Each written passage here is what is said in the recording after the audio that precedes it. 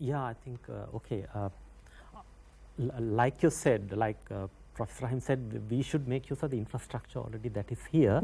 I think the GC O-level students, it is compulsory for them to visit other religious places of worship as a part of the exercise. They have to go. Now? Project, as part of the project. So there was a picture of this kids from a Muslim school visiting the Gangarame temple. I think that's a very good. Nice. So they are good. Very hopeful. Yeah. And I think the fact that their religion paper is now changed to a, it's not just a multiple choice answer question like what we did or vomiting from memory. It's you need the, I think the question they ask is, okay, you have a problem like this, how would your religion help you to solve that? I think that kind of things will, I think, bring us far away. But I think there should be a lot more integration of all religions, because at the end of the day, almost all religions talk about doing good, and also the sometimes the reward is after what we live this life. So this life is very short, so I mean if you have to live this life properly, integration and harmony and not looking at another person as another is very, very important. Those things I think should be taught and encouraged at school level or university or whatever the level. Family. Right. That actually brings our discussion to a close. We hope that we have learned a bit more about each other's religions. I certainly have, and gained some insights about living together with difference and celebrating that difference in today's globalized world. Thank you very much. Activity 2. Answer the following questions. 1. What religions are similar to each other? 2. Do the speakers agree that religions are misused for political purposes? If so, in what way? Give the opinion of 2 speakers. 3. What are the suggestions that are given through the discussion for a better society?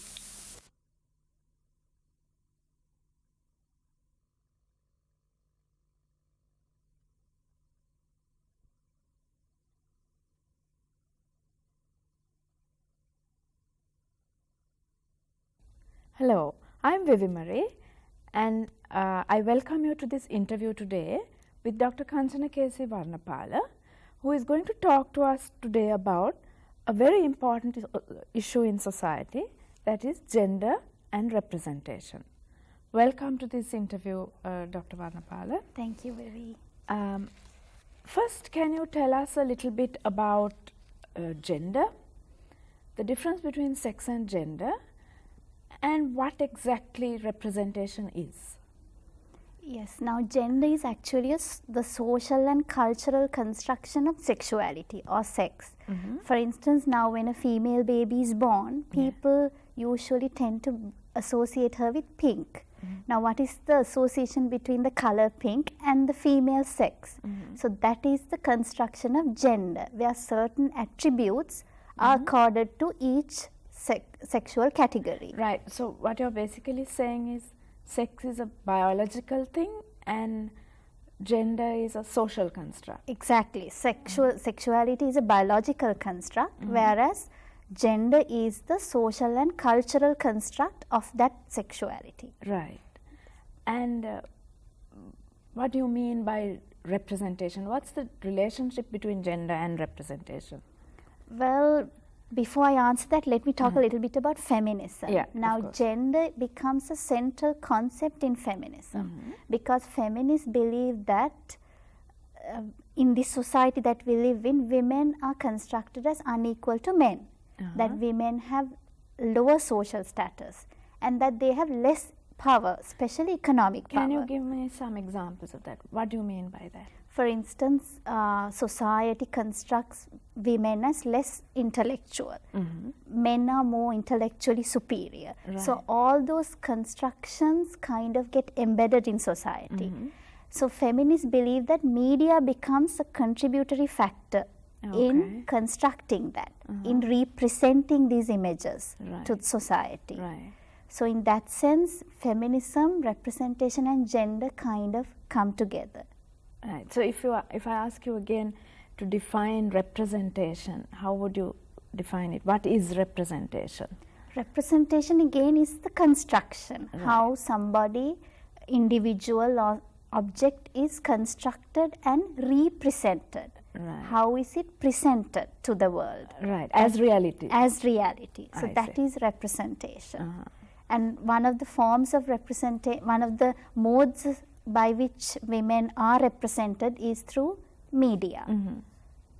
And what kind of media? Are we talking advertising, teledramas, what?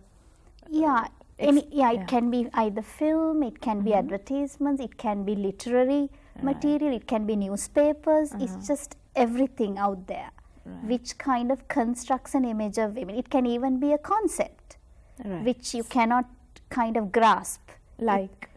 For instance, this idea that women are soft and kind. Emotional, that is a concept. So that how that is projected in media would be how it becomes solidified. I see, okay. So you're saying basically that women are stereotyped to some extent in the media? Yes, actually to a large extent. Now, for instance, let's just define a stereotype. Yeah, what is a stereotype? Stereotype is usually a way of kind of realizing, a way of labeling people. For instance, categorizing and labeling people. Not just people, everything around us. So, for instance, when you stereotype something, it becomes comprehensible. It's easy to understand. For instance, if a woman is soft, that is easy for us to relate to, as opposed to what a woman really is. Right, and we kind of generalize and say all women should be this way, or all women are soft. Is that what a stereotype is? A stereotype is kind of like a cookie cutter. For instance, it's like kind of taking a cookie cutter and kind of forming cookies. Right, so everyone is in like this. Exactly, everybody gets kind of, even though they have their differences, they kind of become this mass collective. I see. So that is a stereotype. And the media actually really uses the stereotypes, not just the media, the world around us uses them. Can you give me an example of how in a solid context stereotype has been used, like say just some small example from the media maybe? For instance, the woman as a caregiver, always the woman as the homemaker, the woman always based in the home. I think that is a stereotype, because we know now that women go out to work, but still what we usually see either in newspapers or on TV is usually this concept of woman being based in the home. Now that is a stereotype. Now when you say a stereotype, it doesn't mean it's fixed. I mean, a stereotype is constructed. It's something that you learn. You can unlearn a stereotype, but then it has been found that stereotypes are very resistant to change. I see. So once a stereotype is formed, it's very difficult to unlearn it. And especially when the media perpetuates it, it becomes very harmful. So do you mean to say that even men are stereotyped? Yes, of course, men are stereotyped. For instance, a man as strong, active, not emotional. Men don't cry. Yes, as rational. That is a stereotype. And men themselves have to kind of live up to it. But it is difficult, but still what is interesting is that the stereotypes around men are actually positive. So though it might be very difficult for men to live up to that stereotype, still it doesn't demean them in any way. Whereas for women it seems to play a negative role. And affects our self-esteem and stuff. Exactly, because it seems to affect women's overall self-image, their employment prospects, their career choices. All those are kind of affected by stereotypes, let's say, which are projected through the media.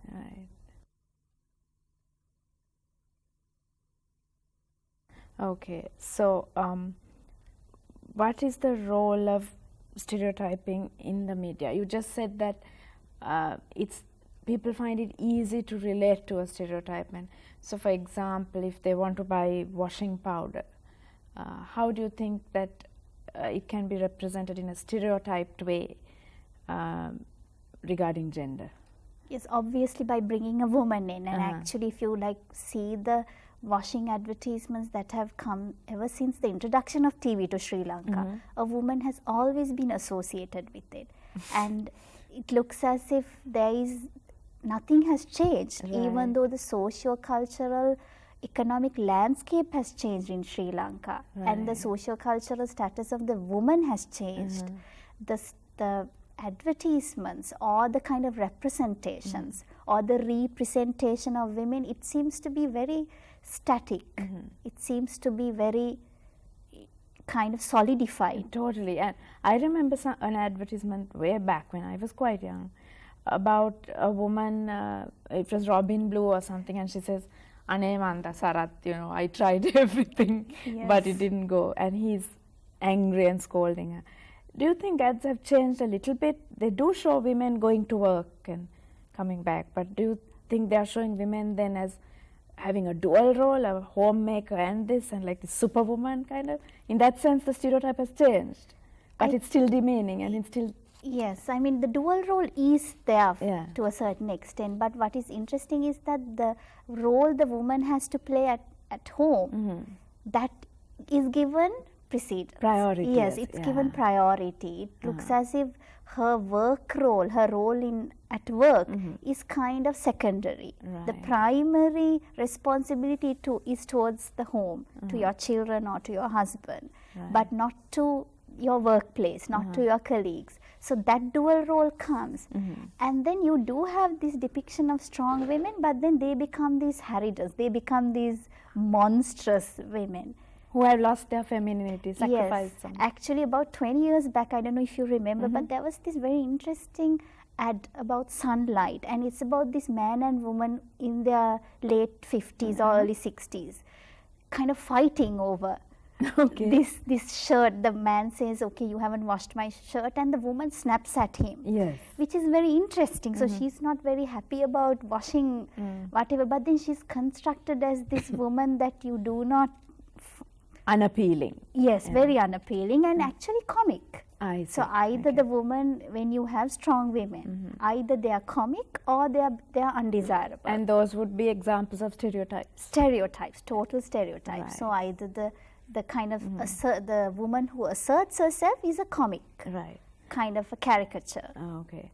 Kancana, going on to still in advertising, now with the advent of new technology and they have to advertise things like mobile phones and internet connections, and do you think that there's a way that people can still stereotype women and men? Or? Yes, totally, because now let's look at the broadband dialogue ad which came last year. Now, if you're kind of advertising the dongle, the broadband dongle, That's by the thing dialogue. you kind of get Yes, internet with. exactly. Okay, yeah. So now, what is the market for a dongle? Usually the market would be Young people. young people, professionals, but mostly young professionals. Right. And students Yeah. for their educational whatever.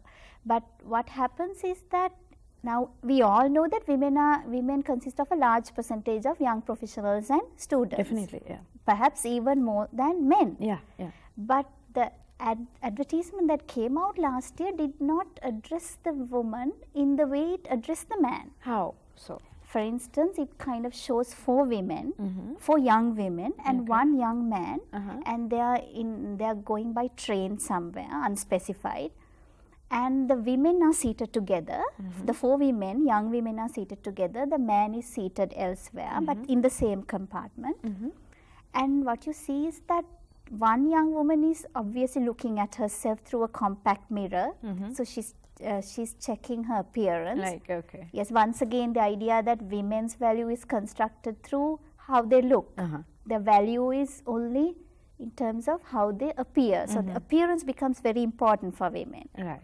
The second woman is actually reading a magazine, and if you really look closely at this advertisement, you'll see that it is a woman's magazine. Okay. And women's magazines, as we all know, are very gendered reading material. Yes, that means that they talk about how to improve your looks, how to lose weight, Exactly. how to keep your husband happy. Exactly. So it's all about either the body ideal, or what you should do as a woman. So for instance, cooking, looking after yourself, grooming yourself to look good. So again, the premium is on appearance, not on anything else. And then the third woman is actually texting. So once again, she has the technology with her, which you mentioned. The mobile phone. Mobile phone, but then she seems to be just texting, and that kind of gives the impression that it's idle chatter, Like perhaps. gossip or something? Gossip, yeah. So again, women being branded accordingly. And Stereotypes. Stereotyped. And then the fourth woman is actually just a functional device, because she looks back and sees this one solitary male that we were talking about actually accessing the internet with the dongle for educational purposes. He is all serious. Yes, he's all serious. So that kind of shows that once again in 2000, let's say 2009, which is last year, women are still being constructed in a very negative way. Represented. Represented, yes. And then what is so harmful is that young, impressionable women watching this ad would kind of, assume that these are some of the life choices for me. This is my overall image, and that can be very debilitating for women. So you're saying that the media can reinforce stereotypes and make people believe that that's what reality is. Totally. I think media is a contributory factor in perpetuating a narrow range of images of women. It's very narrow, and also not just images of women, stereotypical images of women. Right. So I think it's media has a massive role to play. Right. And when you talk about media in this context, you're referring a lot to television, which is one of the most powerful media in influencing values, unlike just a print newspaper or something, right? Yes, I was kind of mostly referring to the advertisements that come on TV, because that's really the kind of target now for society. And it's very powerful, and very rarely will people be listening to the radio in the evening. It will be the TV. Yes, and then visual images anyway have a very strong impact on people. Which brings me to the next point, Kanchana, TV.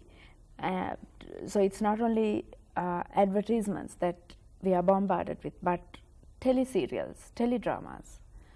And we see every channel has a teledrama on at prime time, like 8:30. Yes. How do you think the image of women has been projected in these teleserials? What is the image of women in teledramas? Yeah, now as you know, Vivi, these extended teledramas are influenced by the Hindi teleserials. That's when the Hindi ones came over, Sri Lanka adopted some of it and kind of started creating their own teledramas without having these translated ones.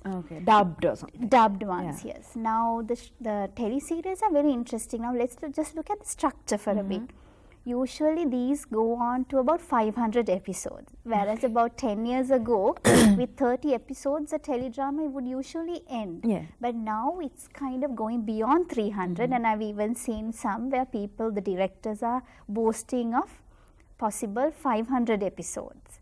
So we are really looking at very long-term ones, which kind of go on for 3-4 years. Oh my God. Because even if it's telecast daily. Now what's interesting is that the structure is usually where emotional situations are repeated. Once again, romance and love are key, but then it's always deferred, because you've got to have the fulfillment only at the 500th episode. Otherwise people won't watch it. People won't watch it. So you have this kind of, it's deferred, it's prolonged, and every emotional situation is repeated. So it's actually a very slow development of the plot. Right. You don't have action, you have more talk, less action, more contemplation, less people going out to work, all that, mostly based in the home. Those are the scenarios that are acted out in teleserials. Now what is interesting is that women become central. Now usually there is this idea that women are the viewers for the teleserials. Why? Because it's usually, once again, the stereotype which is out there in society, that women like to watch things with romance and love, as opposed to action movies, which are what men would like, action or science fiction or all that. But lots of men do watch teledramas. Exactly, because once again we've got to know that Sri Lankan extended teledramas are aired during prime time, as you said. Yes. So 8:30 or 7:30 to 9:30 is prime time TV. It's not daytime TV. So men would be more liable to sit and watch with the women. But still there's this idea that it's for women. Women watch it more, though despite evidence that men too watch, as you Women said. are probably cooking at that time. Yes, according to the stereotype. Perhaps women might not be watching, perhaps Absolutely. men might be watching. Yeah. But what's interesting is that the woman becomes really important in the teleserial. I'm talking of the female character. In most of the teledramas, the woman is central. The plot is constructed around the female character. For instance, a few that came within the last 10 years, one was Olu, Sara, Paba, Bhatti, and some became iconic. As you know, some became associated with the name that was associated, that was given to them on TV. Yeah, and the name of the teledrama is also, say, for example, Paba or whatever. Yes, so it becomes, so the female character becomes iconic in that way. She begins to dominate the narrative, and every action, every move, everything that happens in the teledrama is usually around her. What she wants to do, what she doesn't want to do, all that. So doesn't that make her important and significant and give her a good role in society? Yes, that's the interesting thing. Though the woman is iconic, though she becomes central to the narrative, what is very problematic is that she is not empowered. Not empowered, okay. Yes, because there is this idea that, for instance, if you think that there is a female character who is the major role, then she should be the empowered, strong woman. But she is not. Here she just becomes the sidekick to a more dominant male. In all the teledramas that we have, the woman becomes secondary. I see. So she just becomes the token love interest for the male. For instance, even though Paba is the main female character, finally the narrative does not grant her any agency. So there is no subjective space for her. What do you mean by agency?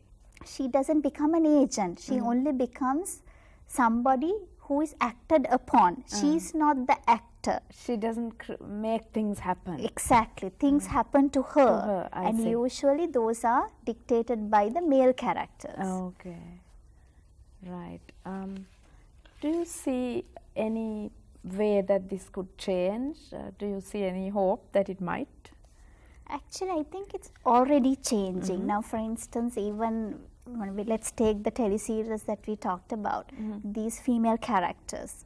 Let's kind of go beyond the narrative and look at the actress. Yeah. I think their roles have changed because now about 10-15 years ago, if you kind of look at cinema or teledramas, the woman's desirability even to act was based on her availability. So if women remain single in order to secure good roles. I see. So you would see that even in Sri Lanka, in the history of cinema, like lots of major actresses were single because then they were more desirable. But now you see very young actresses who are these lead characters who have been able to break that stereotype. And they get married. They are married, but still they are very much in demand as the kind of female icon. So in that sense, I think there's an attitudinal change. Development of some sort. Development.